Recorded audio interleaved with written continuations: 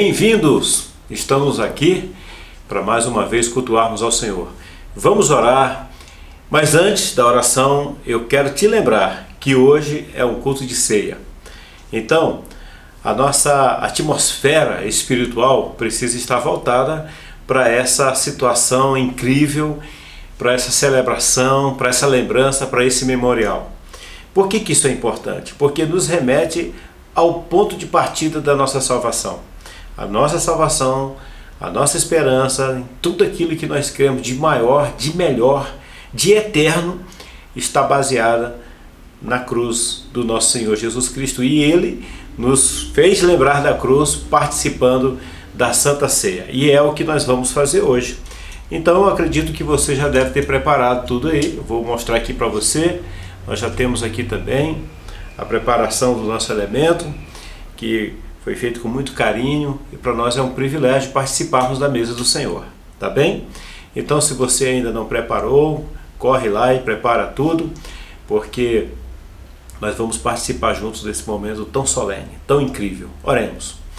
Amado Deus, te damos graças por mais uma vez cultuarmos a Ti e podemos, Senhor Deus, lembrar da Tua grandeza, lembrar do Teu amor, lembrar do Teu perdão, lembrar das Tuas promessas.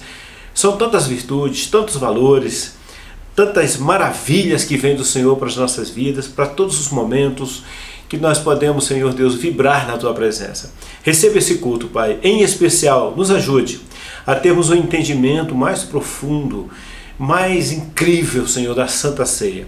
Nós te pedimos, abençoa cada um, em nome de Jesus. Amém. Vamos louvar ao Senhor com o hino do nosso inário, o inário evangélico, número 406. Um pendão real nos entregou o Rei. Vamos juntos louvar ao Senhor?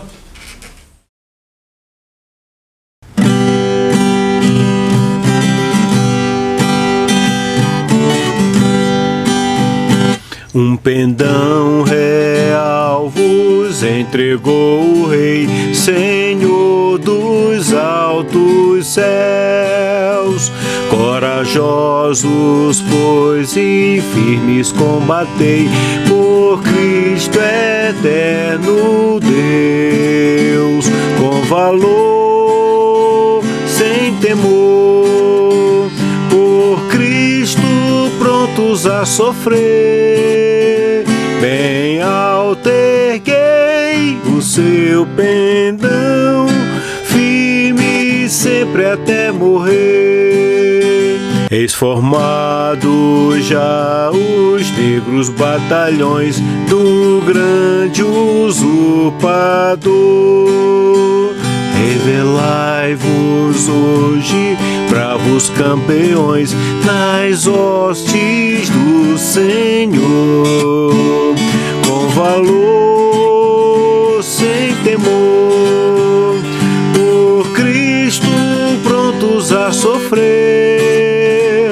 Bem alto erguei o seu pendão, firme sempre até morrer.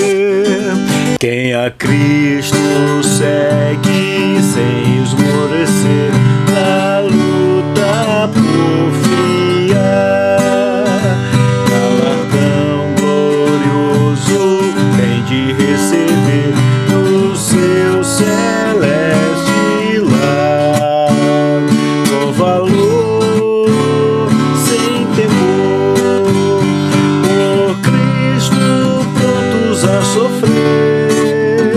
Bem alto erguei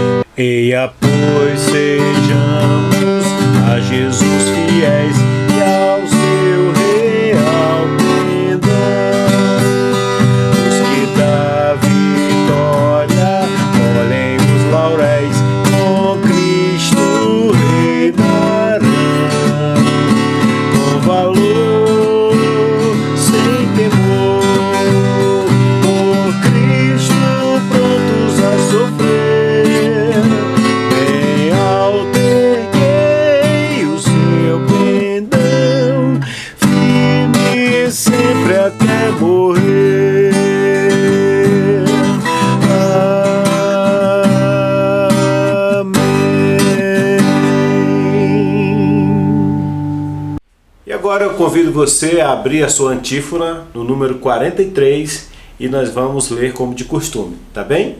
Então, aí mesmo na antífona que nós vamos projetar, está discriminado o momento que o dirigente fala e o momento da congregação. Você pode acompanhar, ler os dois, ler só da congregação, faça como achar melhor, tá bem? Vamos ler a antífona 43.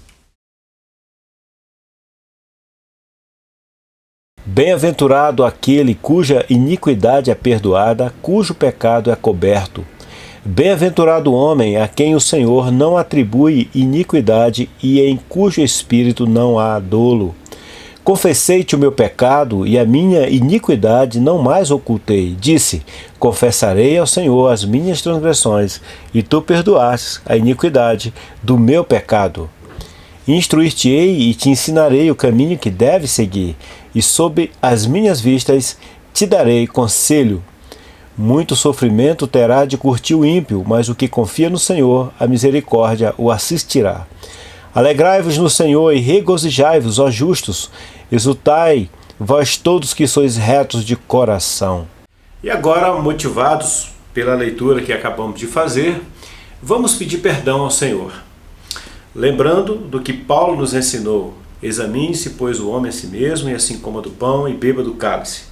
E nós sabemos que o pecado é que faz separação. Então, no exame que nós fazemos, identificamos como está a nossa comunhão com o Senhor. Se estamos de acordo com a sua palavra, isso tudo nos ajuda a termos uma aproximação que gera valores diante do Senhor. E, em especial, o arrependimento, o reconhecimento de quem nós somos, das nossas dificuldades em manter a nossa santidade. Nós sabemos que o próprio Deus reconhece que é difícil nos manter íntegros o tempo inteiro, então por isso que temos o perdão. Vamos pedir perdão ao Senhor, não apenas por causa da ceia, mas ainda mais por causa dela. Então gostaria que você se preparasse aí nesse momento de oração, para que pudéssemos todos, dentro da mesma sintonia, do mesmo objetivo, pedirmos perdão ao Senhor, como igreja do Senhor. Uma oração comunitária em que eu vou orar, mas com a sua concordância, ela passa a ser uma oração coletiva. Oremos. Senhor, colocamos diante de Ti as nossas vidas, reconhecemos o nosso pecado, reconhecemos, Senhor, que sem Ti nada somos, nada podemos fazer. Venha, Senhor, mais uma vez, aplicar o Teu perdão em nossas vidas. Nós pedimos isso, Senhor, em nome de Jesus, o Teu Filho. Amém. Por favor, abra sua Bíblia no livro de 1 Reis, capítulo 19. Nós vamos colocar o texto aqui na tela, como sempre fazemos. No entanto, se você tiver a sua Bíblia, é recomendável que a use, tá bem? E que você não tire os olhos da letra, quer seja na tela ou na sua própria Bíblia, do texto que nós vamos ler. Porque ao ouvir e ler, como eu já falei em outros momentos, você tem a capacidade, a condição de poder capturar melhor a mensagem.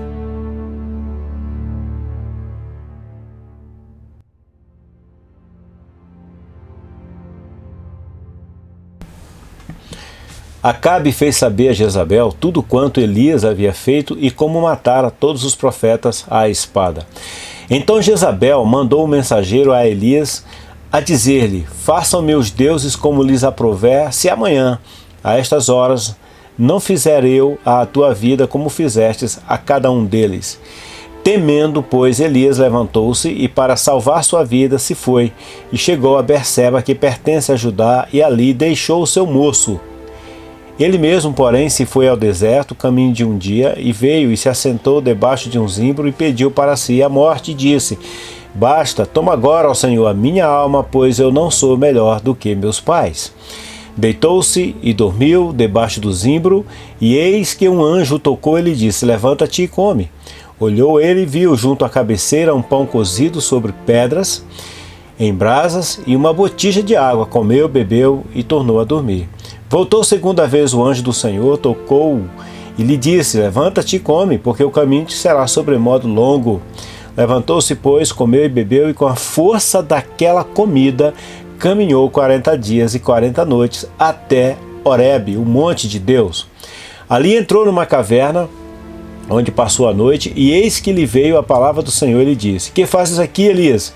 Ele respondeu: tenho sido zeloso pelo Senhor, Deus dos exércitos, porque os filhos de Israel deixaram a tua aliança, derribaram os teus altares e mataram os teus profetas à espada, e eu fiquei só, e procuram tirar-me a vida.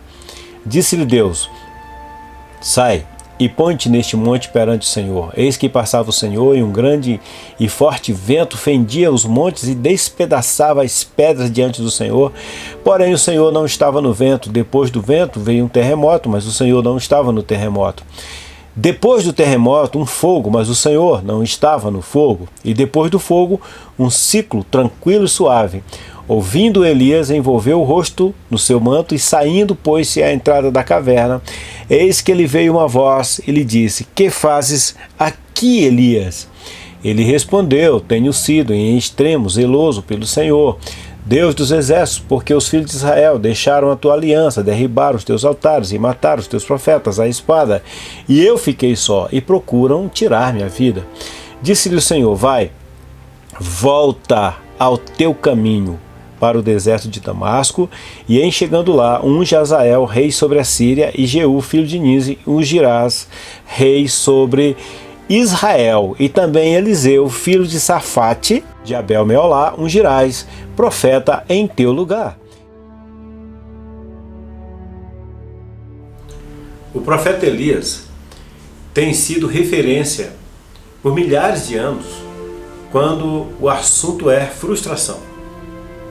Mas eu quero colocar aqui, nessa história, um ponto de reflexão, porque eu acredito que se ajusta muito bem ao momento que nós estamos vivendo com a pandemia do Covid-19.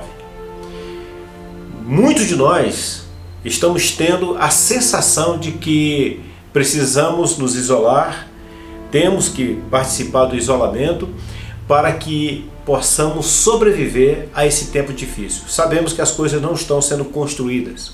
Pelo contrário, muitas coisas estão desconstruídas, estão se desfazendo. É o emprego, às vezes são os relacionamentos, às vezes é a fé, a alegria, motivo para viver. Quando a pessoa olha para o chão é porque ela está olhando só até o ponto onde ela já chegou.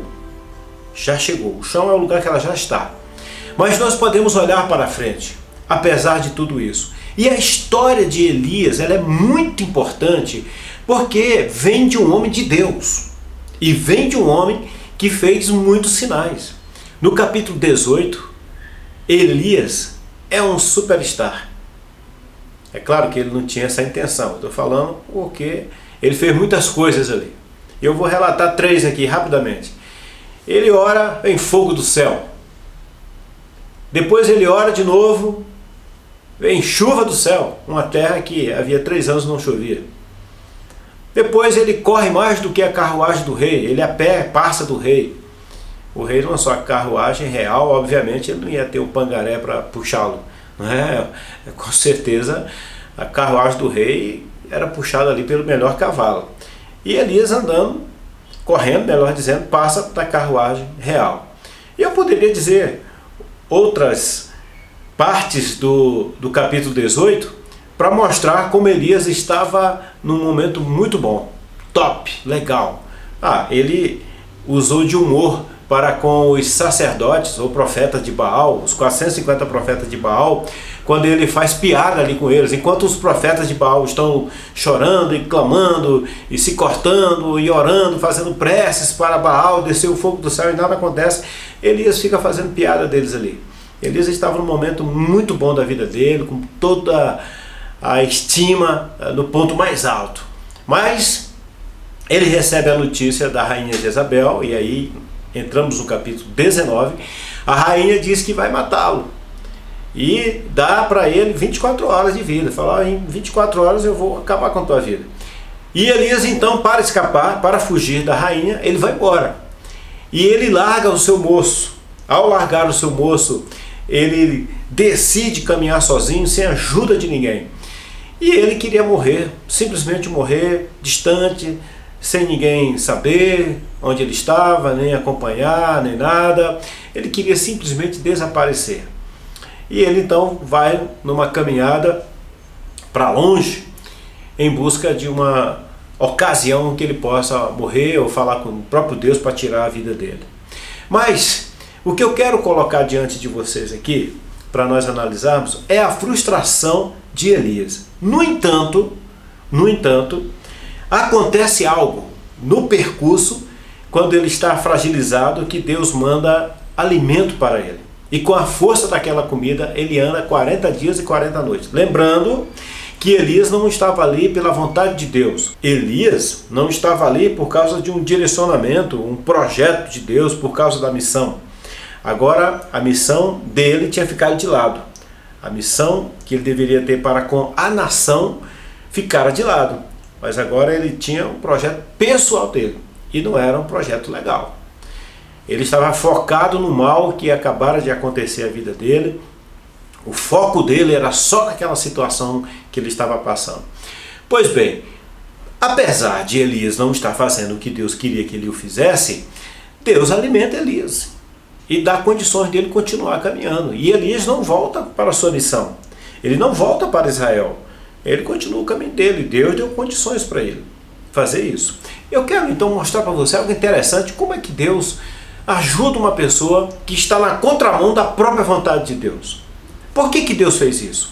E aqui eu quero construir com você o entendimento, tá certo? E qual é o entendimento? O entendimento é de que muitas vezes nós apenas sobrevivemos. Em alguns momentos nós não temos condições de olhar para nós com um olhar de autoestima, com bom humor, animados com os projetos. Em alguns momentos nós nem conseguimos pensar direito, nem perguntamos nada para Deus. Elias tomou a decisão e foi embora. Mas Deus, que conhece a nossa fraqueza, Deus entra com providência, e mesmo quando estamos fazendo o caminho inverso daquilo que Deus tinha planejado, o Senhor Deus nos dá sustento, nos mantém de pé, nos mantém vivos. Isso é sobrevivência. É importante nós observarmos que a sobrevivência, ela acaba sendo uma experiência na vida de todos nós, como aconteceu na vida de Elias. Em algumas pessoas há uma confusão mental com isso. Espera aí, como é que eu sou uma pessoa usada por Deus? Vamos pegar Elias como exemplo. Vem fogo do céu por causa da minha oração, vem chuva do céu, eu corro, eu estou de bom humor, eu represento Deus da melhor maneira possível. E aí como é que pode minha vida chegar a um ponto desse, em que eu tenho que fugir, eu estou muito chateado, estou muito abalado? Como é que isso pode acontecer? Sim, acontece. Acontece com as melhores famílias, como dizia no passado, né? Muitas pessoas falavam isso. Essas coisas ruins, esses desafios, essas situações acontecem com todos, até com os homens poderosos de Deus, até com os grandes, até com reis, profetas, apóstolos, o próprio Jesus. Aconteceu coisa ruim com todos eles. Mas aqui o personagem da nossa história que estamos investigando é Elias. Esse homem traz para nós um ensinamento muito legal, porque ele sai do capítulo 18, um capítulo que parece que é inalcançável para nós. Ou melhor, o Elias do capítulo 18 parece ser um camarada inalcançável. Um homem que faz extravagâncias, coisas incríveis, mirabolosas, maravilhosas, fantásticas, que eu e você nunca fizemos. Mas o Elias do capítulo 19 já é um Elias parecido conosco. Se não tivesse o capítulo 19 na Bíblia, nós iríamos ficar preocupados. Será que eu tenho que ser assim como Elias? Será que para ser um homem de Deus, uma mulher de Deus, uma pessoa de Deus, eu tenho que ter essa postura de Elias e estar por cima o tempo inteiro, vencendo e proclamando o nome de Deus com poder, com grandes sinais e coisas extraordinárias acontecendo bem diante dos olhos das pessoas? Como é que é isso? E se nós não conseguíssemos manter toda essa vida de sucesso, parecia que nós não estaríamos na vontade de Deus e que nós nem seríamos servos de Deus. Mas não, agora nós temos o outro lado de Elias. É como uma montanha russa, tem hora que está em cima, tem hora que está embaixo, uma gangorra, cima, embaixo. Mas o importante é quem é a pessoa naquela gangorra.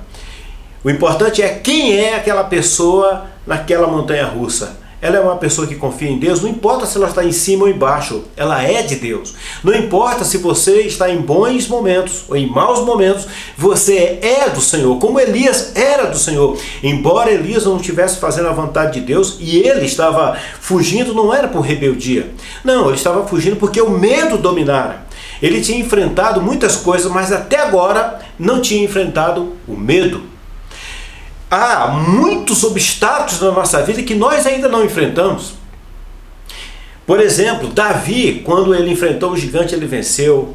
Quando ele enfrentou outros inimigos, ele venceu. Até as feras do campo, ele venceu. Mas diante de uma mulher, ele cedeu.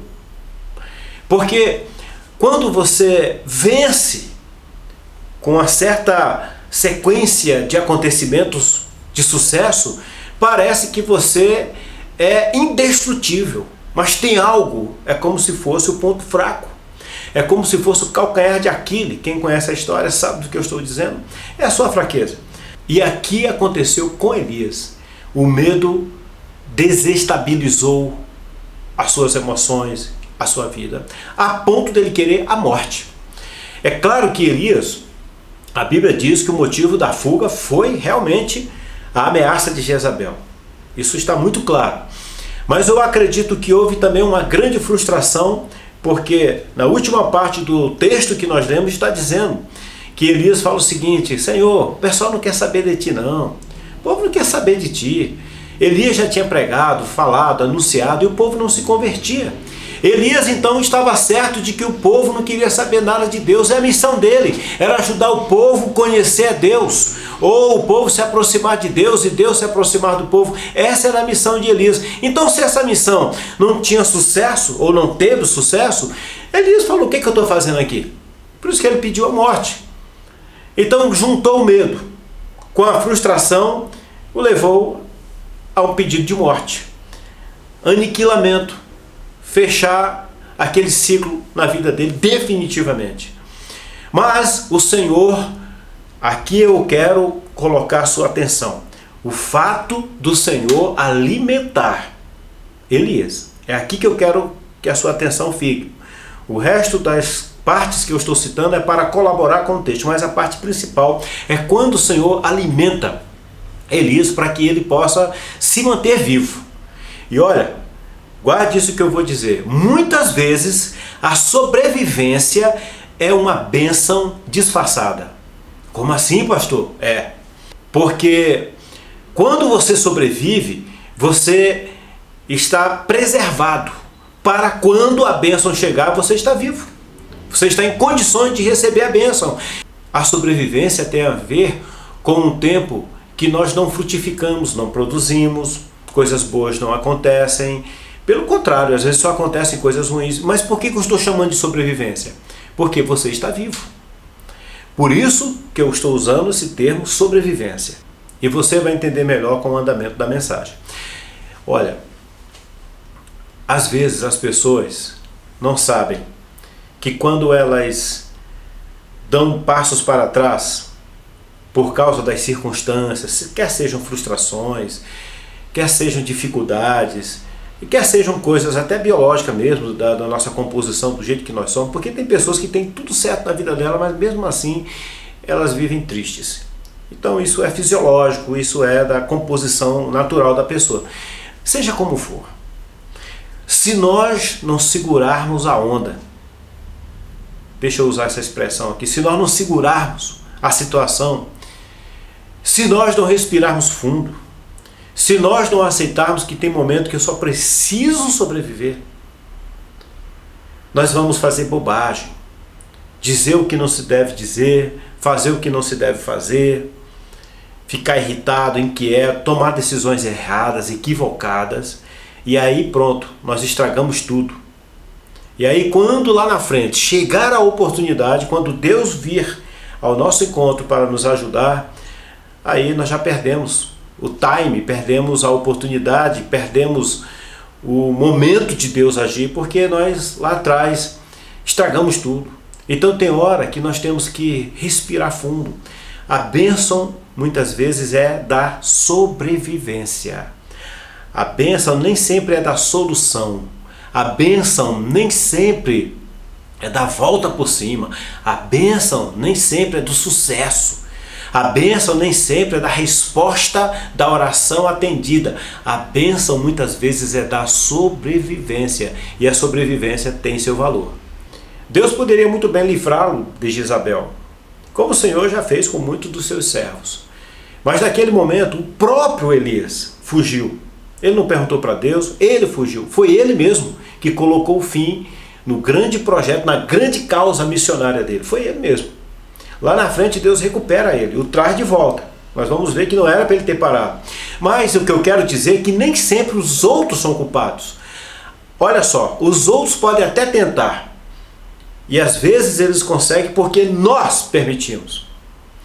As situações podem até vir contra nós. Podem até tramar contra nós. Mas somos nós que nos rendemos. Nós é que aceitamos. O caso de Elias foi ele que aceitou. A Bíblia diz que ele fugiu por temer Jezabel. Ele fugiu. É aqui que muitas pessoas ou se distanciam de Deus, ou reclamam de Deus, ou essas pessoas querem acabar com a sua vida, ou essas pessoas se isolam, independente de qualquer mal que aconteça, como que está acontecendo agora. Essa própria pessoa, por sua iniciativa, se isola de todo mundo. Ela deixa de fazer novos projetos, deixa de acreditar em novas causas, porque ela não quer sofrer de novo. Ela não quer passar pela mesma dor, pela mesma experiência da decepção. Ela não quer, ela tem medo disso. Então ela não tenta de novo. Ao não tentar de novo, ela não tem mais nenhuma causa que lhe motive a vida. E não tendo nada para motivar a vida, ela vai dar fim. Ela quer dar fim na vida. Na verdade, quando uma pessoa tira a vida, e eu quero dizer aqui, deixar bem claro que o objetivo dessa mensagem não é trabalhar o suicídio, eu só estou falando de passagem. Mas quando uma pessoa decide suicidar-se, ela não quer tirar a vida, ela quer tirar o sofrimento. Só que aí, ao tirar o sofrimento, tira a vida junto, que é a única maneira, está inerente. Ela não vê a vida sem o sofrimento. Quando a pessoa não vê a vida sem o sofrimento, sem a dor, aí ela tira a vida, porque aí ela tira tudo. Mas quando uma pessoa acredita que é possível viver sem a dor e sem o sofrimento, ela luta. E mesmo quando ela está no período de sobrevivência, como eu já falei, é um tempo que você não produz, não tem alegria, não tem paz, não tem realização, mas está vivo, tá? Aqui caracteriza a sobrevivência. As coisas não estão bem, mas você está vivo, está sobrevivendo, então está em condições de mais na frente receber algo. Talvez algumas pessoas se sintam supridas por Deus, mas elas não estão realizadas. Muitas vezes, ter o suprimento não é ter a realização, é diferente. Elias foi suprido. O que é o suprimento? É quando você tem algo mínimo para suprir uma necessidade, ok? Para poder cobrir uma causa ali, uma emergência, para dar condições de você sobreviver no primeiro momento.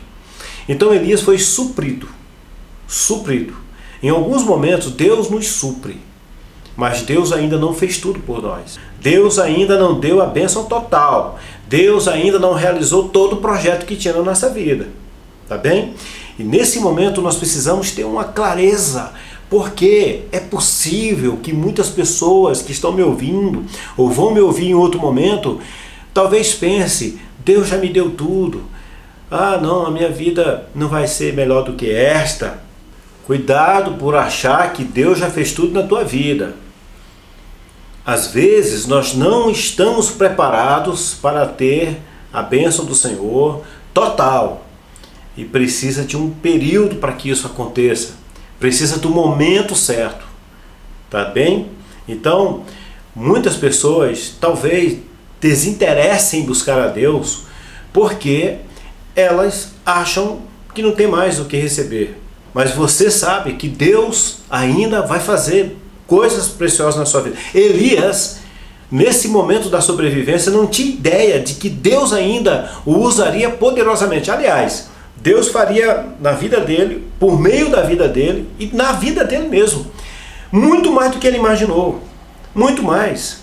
Eu vou fazer uma citação breve sobre o que aconteceu na vida dele, só para nós percebermos que o tempo da sobrevivência dele era apenas esperando o momento certo para ele receber as bênçãos do Senhor. A sobrevivência é um tempo que não avança. Ela não avança no sentido vertical. Ela avança na linha do tempo. O tempo continua acontecendo na nossa vida. Mas verticalmente nós não crescemos. Nós andamos em linha reta, mas não crescemos. Mas eu estou no tempo. Na sobrevivência é como se eu estivesse com o nariz para fora da água, apenas o nariz para fora da água, respirando. Mas eu estou respirando. Você que está me ouvindo, eu gostaria que você guardasse essa mensagem, porque ela é uma usina de esperança, vai gerar esperança em você. Porque há muitas pessoas que se desesperam no tempo da sobrevivência. A sobrevivência é um paliativo. O que é paliativo? Paliativo é uma situação de manutenção. É quando você recebe algo provisório. Recebe algo apenas para estancar ou para reduzir maiores prejuízos. Mas não é tudo. Em muitos momentos nós recebemos o paliativo porque não estamos em condições de receber o maior de Deus. Ué, pastor, mas como assim nós não estamos em condições de receber o maior de Deus? Então me escute bem. Preste bastante atenção no próprio texto. Elias, quando recebe a ameaça de Jezabel, ele não orou. Ele era um homem acostumado à oração, não orou. Deus também não foi até ele, diz: Elias, para aí, para onde é que você está indo? Para aí. Ao invés de levar comida, Deus poderia ter levado a exortação e mandar ele voltar. Deus poderia, o mesmo anjo que leva a comida, leva também a mensagem, leva também o julgamento. Deus poderia usar o anjo, Deus poderia usar qualquer situação para fazer Elias voltar. E poderia Deus dizer para Elias ainda: olha, eu tenho muitas bênçãos para a tua vida, eu tenho isso. Elias não estava pronto para ouvir. Elias não interessava em nada, porque ele estava absorto, envolvido, mergulhado num momento terrível da vida dele. Você sabe disso, que quando pessoas estão numa fase de depressão, estão mal, você pode elencar um monte de virtudes, de valores, de recursos, de bênçãos que estão em volta dela. Essa pessoa fica do mesmo jeito. Do mesmo jeito. Ela fica imóvel, estática. Perde a sensibilidade, perde a capacidade de reação. Não adiantava Deus falar nada com Elias. Então tem momentos que o Senhor não traz nada para nós porque nós não estamos em condições. A gente quer lá no fundo. Eu não estou dizendo que é o caso de todo mundo, mas tem pessoas que são assim. E eu não estou dizendo também que necessariamente a pessoa tem que estar em depressão para não receber as bênçãos do Senhor. Não. Às vezes são pessoas que não têm a percepção espiritual. Elas estão animadas com a vida, querem tudo quanto é bênção. Mas elas não estão preparadas espiritualmente para aquela bênção. E a prova é que o próprio apóstolo Tiago diz o seguinte: vocês pedem, mas pedem para o seu próprio esbanjamento. Então não é só quando está depressivo. A pessoa às vezes não recebe porque a depressão faz com que ela não tenha a reação.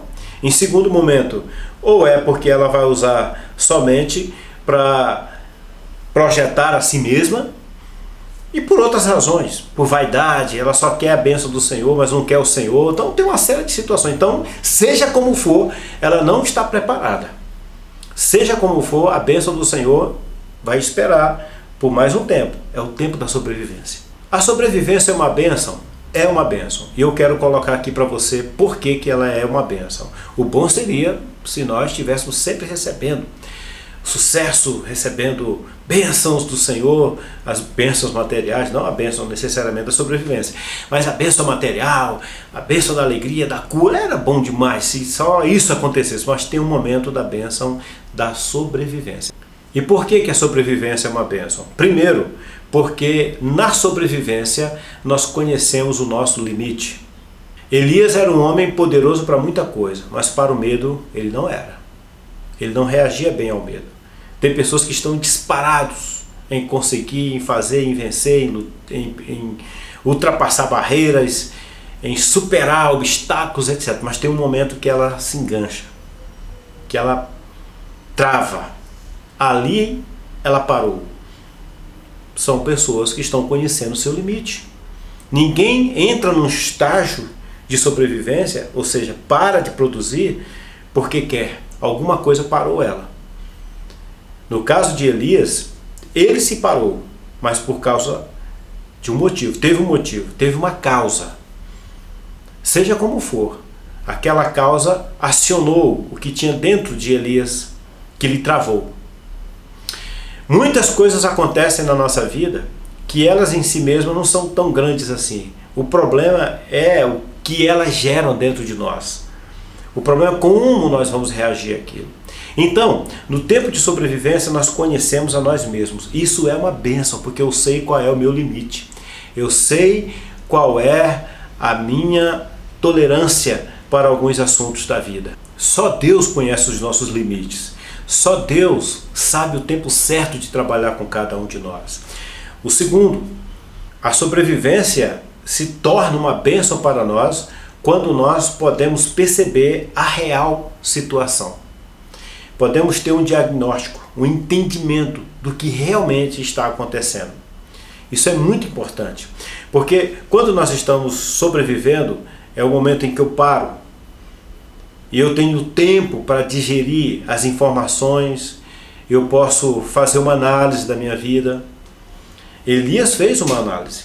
Foi exatamente nesse tempo que ele olhou para trás e falou: Senhor, o povo não quer saber de ti não.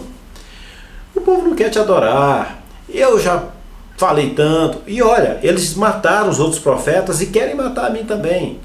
Pôde conhecer exatamente quem ele era e pôde conhecer também o contexto da onde ele estava. Ele percebeu que Jezabel tinha força. Jezabel não era o rei, não era o comandante, ela era só a rainha. Ela não tinha esse poder se o rei não permitisse ter. O rei poderia muito bem, não vai matar ele não. Mas Elias percebeu que ele estava numa situação de fragilidade. Ele percebeu que o rei não governava. Elias também achou que todas as maravilhas que ele tinha feito, o fogo, a chuva e tudo que ele tinha feito para o povo de Israel, achou que isso teria mobilizado, ou melhor, sensibilizado a nação espiritualmente para se converter ao Senhor, para voltar ao Senhor. E ele percebera que nada disso tinha acontecido. Então foi nesse período de sobrevivência que ele pôde fazer uma análise de tudo que estava acontecendo. É no tempo de sobrevivência que eu olho para mim mesmo para ver aonde eu errei e aonde que eu estou. Aquilo que eu achava que estava bem, nem sempre está. E fica toda essa situação nos martirizando. E eu quero dizer para você, a sobrevivência pode ter e terá, em nome de Jesus, um final feliz. A sobrevivência não é tudo, é um período, é uma pausa, é um momento. Deus ainda tem mais para você. E o terceiro grande ensinamento da sobrevivência é: somos preservados do pior. Elias queria morrer. Se ele não se alimentasse, ele morreria. Aquela comida manteve ele vivo por 40 dias e 40 noites. Elias, quando desistiu de viver, ele deitou para morrer. O pior na vida de Elias era a morte. Aconteceu? Não. Ele foi deixando para trás o seu moço, o seu assistente ou o secretário, deixou para trás o seu companheiro de ministério, logo no começo do capítulo 19, e ele foi deixando para trás a sua missão, deixando para trás a sua vontade de viver, deixando para trás a sua terra. Ele foi se desprendendo, até que sobrasse apenas a vida que já não tinha mais motivo de ser. Mas ele morreu? Não. Ele perdeu as outras coisas? Sim, provisoriamente. Perdeu a nação, perdeu o assistente, perdeu a alegria, perdeu o espaço da missão dele, provisoriamente. Mas ele continuou vivo. A sobrevivência é uma bênção quando evita o pior, quando nos preserva do pior. E o último ensinamento do tempo de sobrevivência é quando nos coloca ao alcance da restauração. É aí o tempo que acaba a sobrevivência. Então tem momento que nós só temos que sobreviver. Segura firme aí. Tem pouco? Tem pouco, mas segura firme. Eu não sei quantos lembram que em 2010, em agosto de 2010, aconteceu uma tragédia que poderia ser muito pior numa mina lá em San José, no Chile.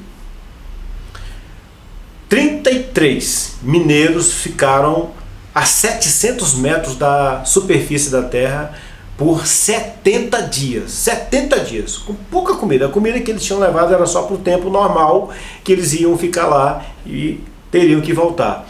Mas houve um desabamento, alguma coisa que interrompeu a saída normal deles de dentro daquela mina. 70 dias. E no meio daquele caos, daquele túmulo que estava anunciado, um túmulo estava anunciado ali debaixo da terra, 700 metros abaixo da superfície da terra. Uma pessoa, eles contaram isso, que um daqueles mineiros, começou a apaziguar todo mundo. O desespero começaram a tomar conta. E aquele mineiro, um deles, fez toda a diferença. E ele foi trabalhando o emocional de um e de outro. Não era um psicólogo, não era uma pessoa formada, não era um pastor, embora fosse um cristão. Mas aquele homem não tinha uma formação tão grande assim para ajudar numa extrema necessidade como era aquela. A pessoa saber que a qualquer momento ela podia morrer, ou de fome, ou de ser achatada pela terra, ou por uma outra situação, naquela umidade ali debaixo da terra, todas as possibilidades eram as piores possíveis. A insalubridade estava ali no dia a dia daquelas pessoas, daqueles mineiros, aqueles trabalhadores. Mas uma pessoa foi trabalhando o emocional deles, uma pessoa foi trabalhando o ânimo deles, uma pessoa foi ajudando, foi tendo a sabedoria de fazer o racionamento da comida, de tudo que ele tinha lá. Aquela pessoa se tornou um líder. Os heróis aparecem nos momentos difíceis. Mas o que eu quero destacar é o fato da sobrevivência. Aqueles homens sobreviveram aos 70 dias ali, até que viesse o socorro, até que viesse a salvação deles. Mas eles tiveram que ter um tempo de sabedoria, de saber como sobreviver. Já pensou se eles se desesperassem e um matasse o outro por causa da comida ou da bebida? Já pensou se eles começassem a ficar desesperados e aquilo ali intensificasse, consumissem a energia deles em uma briga corporal ou uma outra situação, eles perdessem todas as suas reservas de energias, de comida, de suprimento, de tudo? Eles não teriam conseguido ficar 70 dias. Mas eles se programaram, se organizaram para sobreviver, até o momento que a solução veio. Talvez você esteja como um daqueles mineiros soterrados lá de baixo, sem ver solução, dependendo que alguém te salve, dependendo que alguém faça alguma coisa por você. Esse é o momento em que você precisa respirar fundo e pedir a comida de Deus. Senhor, me dá a comida da sobrevivência. Me ajude, Senhor. Me dá essa comida que Elias teve, que segurou ele por 40 dias. Me dá isso, Senhor, para que eu possa me manter de pé. Para que eu não entre em desespero. Para que eu não faça loucura, não faça besteira, não cause um desastre na minha vida. Me ajude, Senhor, com esse alimento espiritual. Quem sabe a fé que tem chegado até você não é uma fé que vai remover montanhas, mas é uma fé que vai te fazer sobreviver. Às vezes não é uma fé que vai gerar um milagre grandioso como Elias, de um fogo cair do céu, ou água cair do céu, de uma coisa que todo mundo pode ver, mas é um milagre que só você vai sentir. É Deus te alimentando cotidianamente, dizendo: fica firme, meu filho, não desespera, fica em paz, aguarde um pouco mais, sustente a sua fé. Não temas. Aliás, dizem que tem 365 vezes na Bíblia a expressão não temas. É exatamente isso. É o gotejar de Deus em alguns momentos em que nós precisamos sobreviver. Sobreviva. E o final disso tudo é: a sobrevivência nos leva ao alcance da restauração. Elias foi restaurado. Deus esperou o momento certo. Deus não falou com Elias assim que ele tinha tomado a decisão de fugir de Israel. Deus não falou com Elias na hora que ele estava dormindo ali querendo morrer. Não. Elias ainda andou 40 dias, entrou na caverna. Depois de um tempo é que Deus falou com ele. Porque Deus sabe o tempo certo. O teu tempo está chegando. O tempo da tua bênção está chegando. Você tem andado e tem se sentindo como se fosse um zumbi, morto-vivo, está se movimentando, mas não está participando da vida. Deus vai restaurar você por completo. É um tempo de Deus vindo para você. O Senhor disse para Elias: Elias, o que tu está fazendo aqui nessa caverna? Ah, eu quero morrer, Senhor, e tal. Aí Deus deixou Elias quieto. Em outro momento Deus pergunta de novo: o que tu está fazendo aqui? E ele responde a mesma coisa. Aí Deus fala: agora basta. Agora você está em condições de me ouvir. É claro, Deus não usou essa expressão, agora você está em condições de me ouvir, mas pela reação de Deus, é como se ele estivesse dizendo isso. Porque Deus fala com Elias. Deus fala assim, ó: faz o teu caminho de volta. Volta. Faz o teu caminho por Damasco, volta por lá, volta para a nação, volta lá. E lá você vai ungir 2 reis.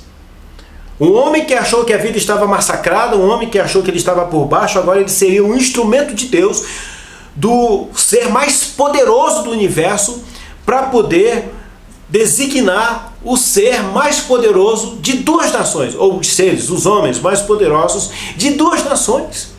Olha que honra aquele homem que achou que sua vida tinha acabado. Olha que honra que ele recebeu do Senhor. E Deus ainda deu mais uma outra missão. Você vai ungir Eliseu como profeta, que era o maior representante de Deus na terra. 2 homens que seriam os maiores representantes de 2 nações, e um homem que seria o maior representante de Deus na terra. Estava nas mãos de quem? De Elias, um homem que achou que a vida estava aniquilada, que queria morrer. Mas o tempo de sobrevivência o Senhor manteve. Elias vivo, intacto, em condições de, no momento certo, reestruturar, reorganizar, recuperar aquele homem, como Deus quer fazer com você e com tantas pessoas que precisam saber esperar o tempo da sobrevivência. Então, a sobrevivência é uma bênção. A sobrevivência é quando nada acontece de bom, guarda isso. Não está acontecendo nada de bom, mas você está vivo.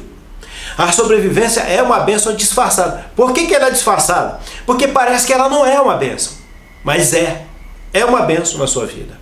Nós vamos orar, porque Deus tinha planos na vida de Elias, não queria perder nenhum dos planos dele na vida de Elias, e não quer perder nenhum plano na tua vida. Não importa o fracasso, a frustração, a decepção, as angústias, nada que aconteceu na tua vida. O importante é o que Deus tem planejado para você. E lembra que Elias, ele foi trasladado ao céu numa carruagem de fogo. Isso aconteceu com alguém? Não, nem Davi, nem Moisés, nenhum deles. Mas Elias sim, aquele homem que achou que tinha chegado ao fim. Olha como é que Deus faz uma reviravolta na nossa vida, não é?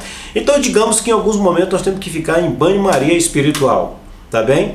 Para segurar a onda até que o tempo da oportunidade chegue em nossa vida.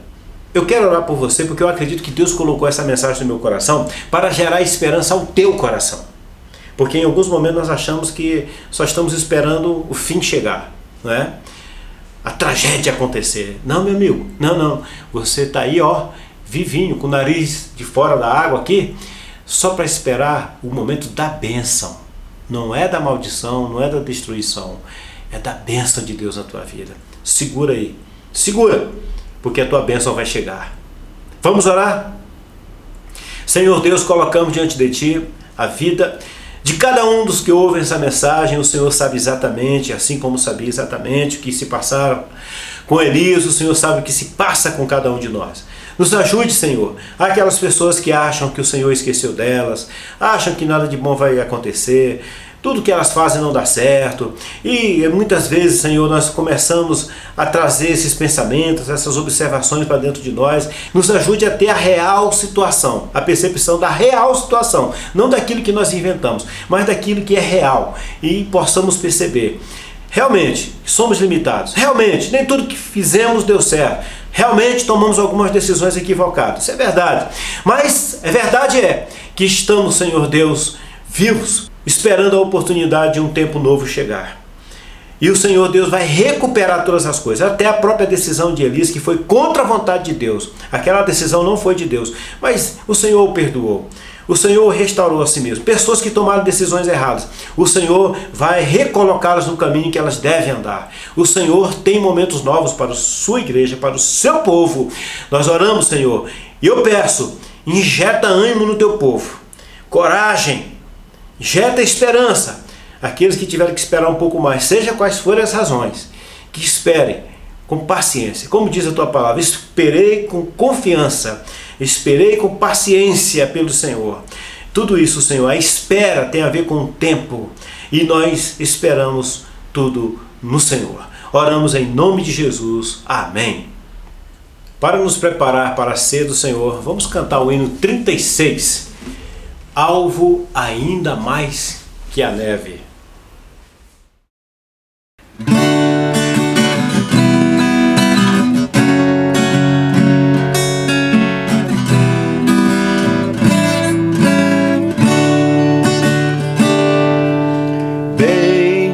Seja o Cordeiro que na cruz por nós morreu. Bendito seja o seu sangue que por nós ali verteu. Eis nesse sangue lavados,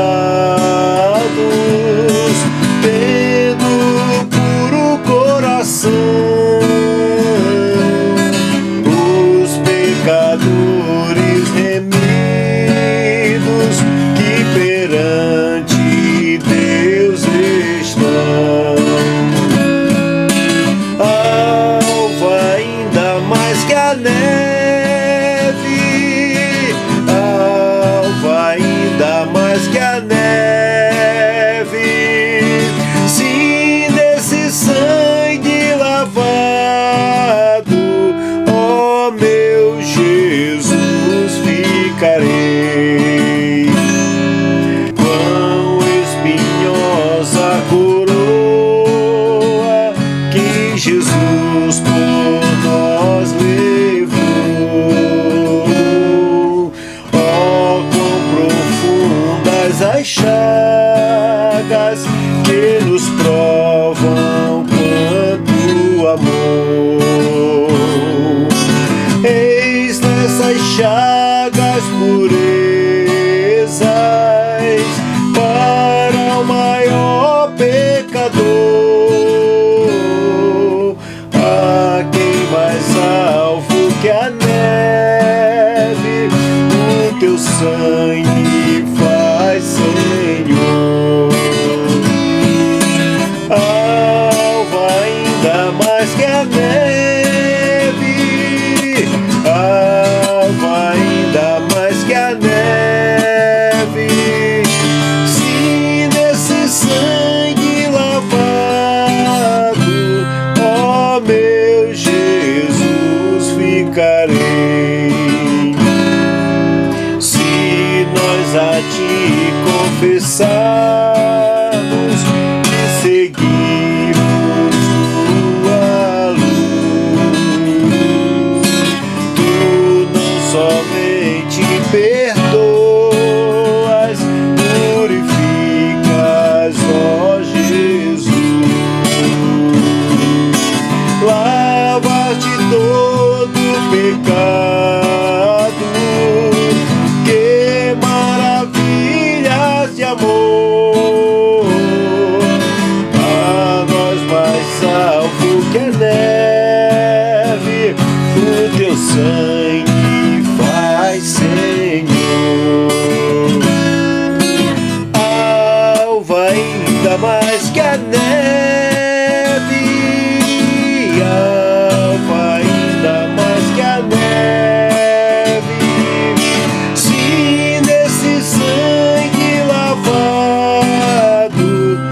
ó meu Jesus, ficarei. Se nesse sangue lavado, ó meu Jesus, ficarei.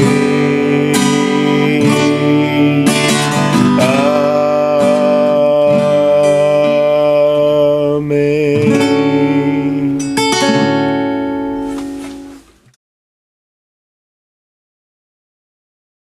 Irmãos, vamos agora participar da ceia do Senhor.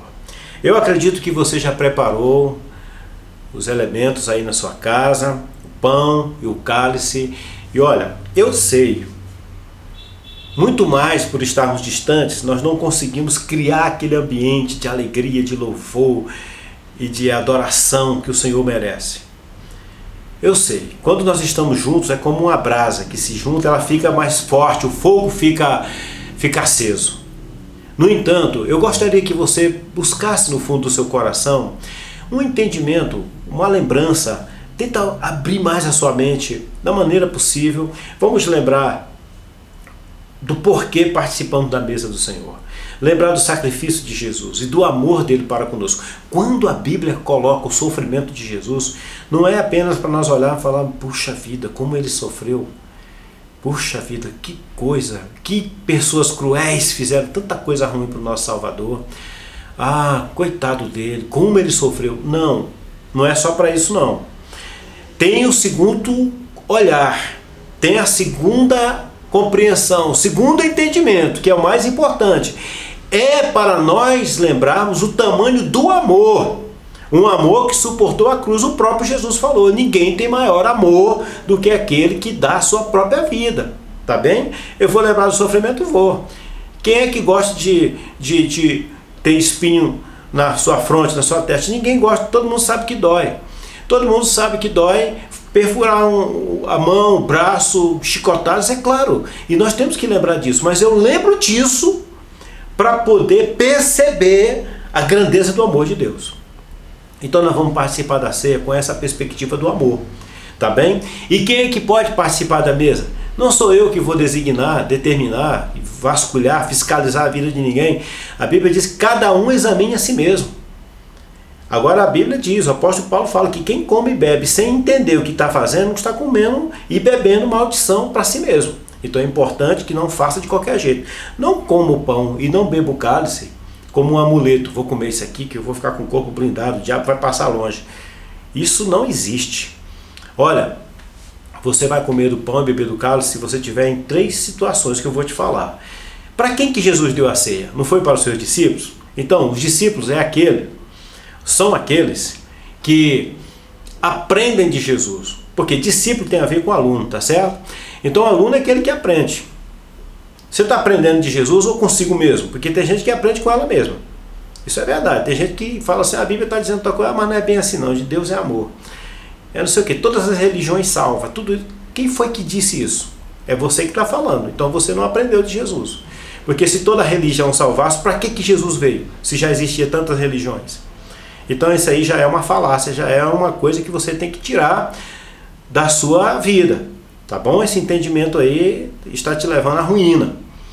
Discípulos de Jesus aprendem de Jesus. Se algum homem que você, ou uma mulher que você admira, tal, está te ensinando alguma coisa que está contra a Bíblia, exclui esse ensinamento desse homem ou dessa mulher. O que vale é o de Jesus, discípulo de Jesus, tá bem? Então, nós aprendemos de Jesus. Segundo, nós acreditamos na palavra de Jesus. Se você aprende de Jesus e acredita naquilo que aprende, é o segundo passo importante para quem está apto a participar da ceia, porque foi para os discípulos que Jesus deu a ceia. Terceiro, você aprendeu de Jesus? Você crê no que Jesus diz? Ótimo. Terceiro, você obedece o que você aprendeu e creu? Não adianta você saber, aprender, acreditar, mas não obedecer. Os discípulos do Senhor são aqueles que aprendem, acreditam e obedecem, colocam em prática. Se você obedece, você perdoa o seu inimigo. se você colabora com o reino de Deus, se você testemunha do poder de Deus na sua vida, se você é uma pessoa de fé, de oração, tem apenas Jesus como Senhor e Salvador, e entre outras práticas que nós aprendemos e cremos. Então, se é assim, você está apto para participarmos da ceia. Então, note que não sou eu que vou dizer quem participa ou não, é você. Vamos orar, consagrar e participar. Querido Deus, nós elevamos a Ti os elementos da ceia e pedimos que o Senhor venha consagrar. Consagre, Senhor, esses dons para que o Teu povo participe com alegria, com entendimento, e que tudo aconteça, Senhor, para o bem do Teu reino nas nossas vidas. Que isso possa nos fazer crescer em Ti, para que a sua fé sobreviva, não desfaleça, mas para que essa pessoa fique firme, de pé, embora ainda não esteja com a bênção. E eu peço, ó Pai, em nome de Jesus, que o Teu povo confie em Ti e participe da ceia, apesar de tudo de ruim, apesar de estar apenas num estágio de sobrevivência, que o Teu povo, Senhor Deus, participe com alegria da mesa do Senhor. Não deixe de ser do Senhor. Não deixe de ser do Senhor por causa do tempo ruim que está vivendo. Eu abençoo, Pai, para que o Teu povo participe com alegria, em nome de Jesus. O último ensinamento tem a ver com a ceia, porque tem pessoas que, quando estão apenas na sobrevivência, não querem participar das coisas espirituais. Não evangelizam, não oram, não tem motivação nenhuma para as coisas que tem a ver com a nossa adoração, com aquilo que tira de si para Deus. Mas se você, mesmo assim, no tempo difícil, você é produtivo para o Senhor, você louva o Senhor, adora o Senhor, você quer contribuir para o reino do Senhor e participa da ceia do Senhor, esse é um tempo de sobrevivência que vai mostrar que você sabe quem é o Deus da tua vida. Você tem fé no Senhor. Você não está com o Senhor apenas porque Ele te dá tudo. Você está com o Senhor porque você o elegeu como Senhor da sua vida em qualquer situação. Vamos comer do pão e tomar do cálice. Humildemente pedimos ao Senhor que nos permita participar da sua mesa. E com essa autorização do Senhor, meu irmão e minha irmã, coma do pão e beba do cálice. Alva ainda mais que a neve, alva ainda mais que a neve, sim, desse sangue lavado, ó meu Jesus, ficarei.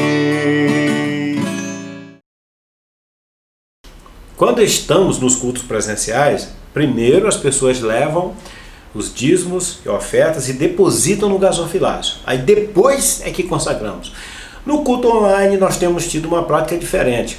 A pessoa decide no seu coração, ou melhor, ao invés de depositar no gasofilácio, ela deposita no coração a sua intenção de entregar seu dízimo e oferta, e nós oramos, já consagrando. É o que nós vamos fazer aqui.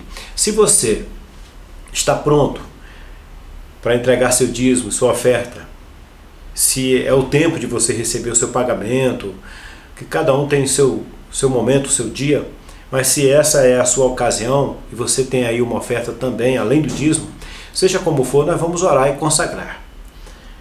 Eu creio que o Senhor vai receber, porque o Senhor sabe que fazemos por amor, por obediência e por termos visão missionária.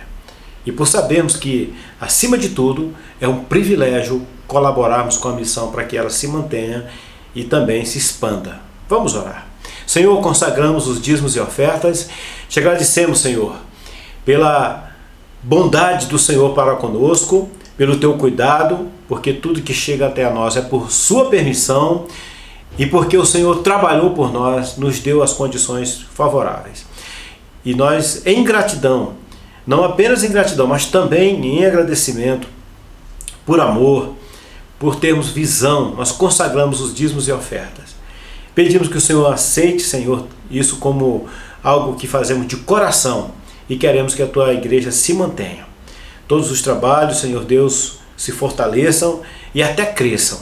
Nós oramos em nome de Jesus. Amém. Receba a bênção apostólica.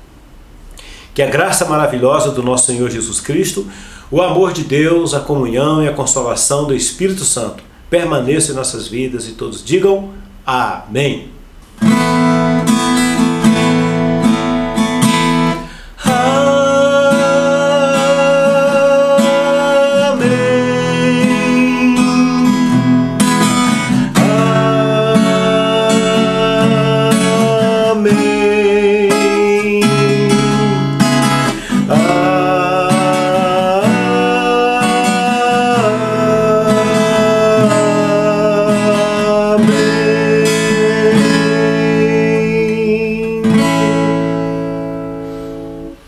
Um grande abraço e até o próximo encontro. Eu espero que não demore para que esse encontro seja presencial.